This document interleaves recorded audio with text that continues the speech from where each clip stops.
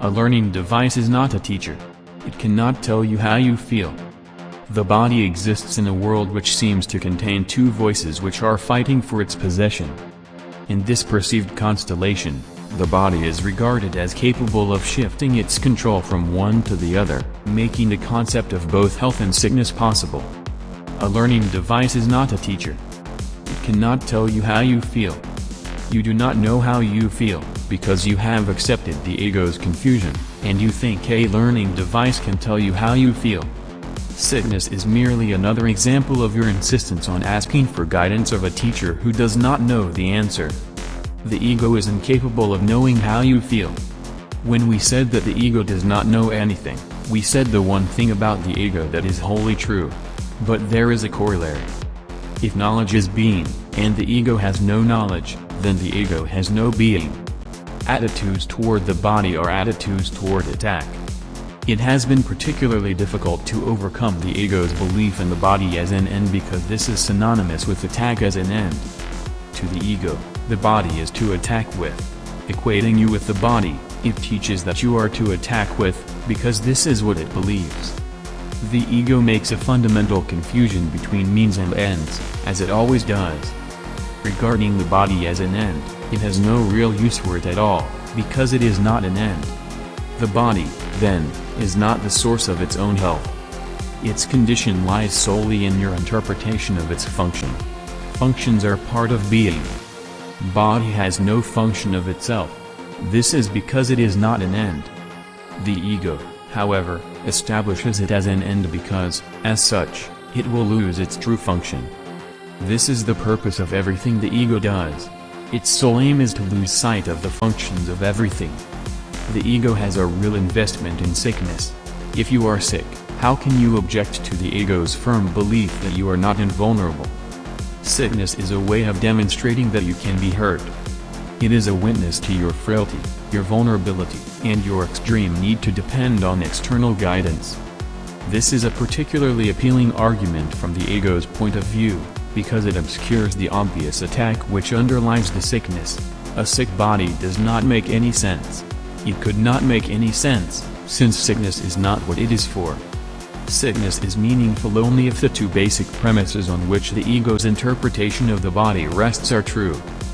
These are specifically first, that the body is for attack, and also that you are a body. Without this, sickness is completely inconceivable.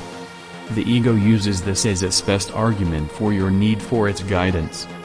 It dictates endless prescriptions for avoiding this catastrophic outcome. The Holy Spirit, perfectly aware of the same data, does not bother to analyze it at all.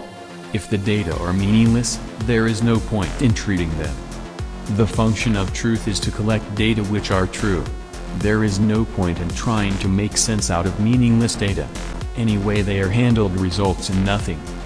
The more complicated the results become, the harder it may be to recognize their nothingness, but it is not necessary to examine all possible outcomes to which premises give rise to judge the premises truly. You might ask how the voice of something which does not exist can be so insistent. Have you ever seriously considered the distorting power of something you want, even if it is not true? You have had many instances of how what you want can distort what you see and hear. No one can doubt the ego's skill in building up false cases.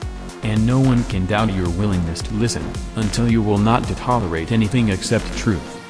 When you lay the ego aside, it will be gone. The Holy Spirit's voice is as loud as your willingness to listen. It cannot be louder without violating your will, which he seeks to free but never to command.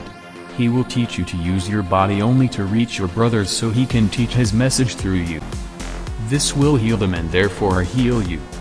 Everything used in accordance with its function as he sees it cannot be sick. Everything used otherwise, is. Do not allow the body to be a mirror of a split mind. Do not let it be an image of your own perception of littleness. Do not let it reflect your will to attack. Health is the natural state of anything whose interpretation is left to the Holy Spirit, who perceives no attack on anything. Health is the result of relinquishing all attempts to use the body lovelessly. It is the beginning of the proper perspective on life, under the guidance of the one teacher who knows what life is, being the voice for life itself.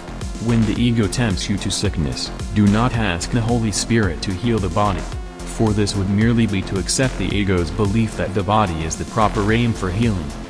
Ask rather that the Holy Spirit teach you the right perception of the body, for perception alone can be distorted. Only perception can be sick, because perception can be wrong. Wrong perception is distorted willing, which wants things to be as they are not. The children of God are entitled to perfect comfort, which comes from a sense of perfect trust. Until they achieve this, they waste themselves and their true creative power on useless attempts to make themselves more comfortable by inappropriate means.